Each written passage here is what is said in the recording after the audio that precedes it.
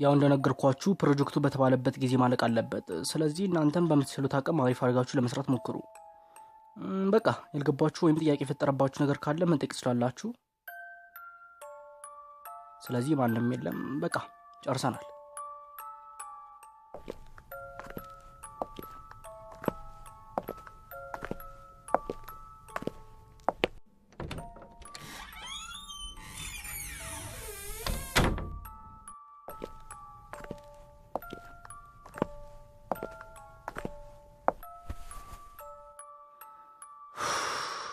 በስተመጨረሻም አለቀ። ተመስገን።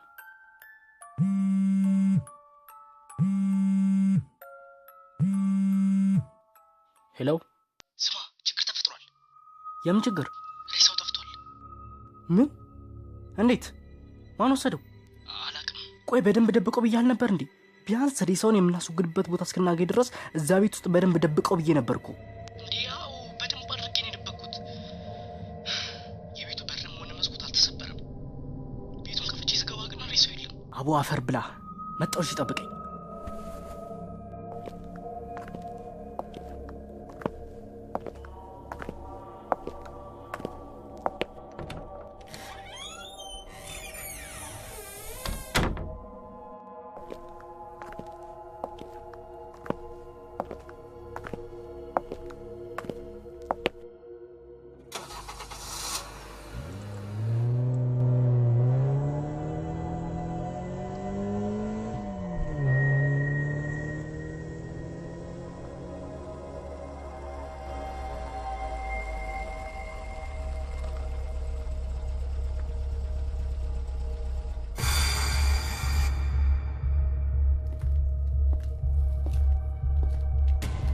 ስንት ሰዓት ነው የጠፋው?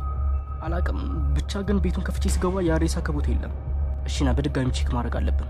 ወደ ቤቱ ገባን። ቤቱ በሚያስፈራ ጸጥታ ተሞልቷል።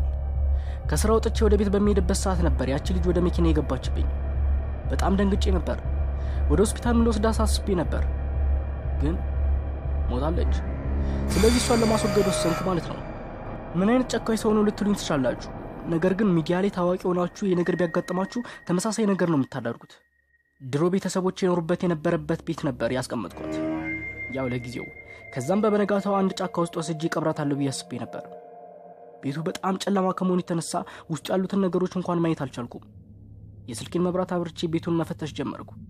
ልጅቷን ያስቀመጥኩበት ክፍል እንኳን ገባው፣ ግን የለችም።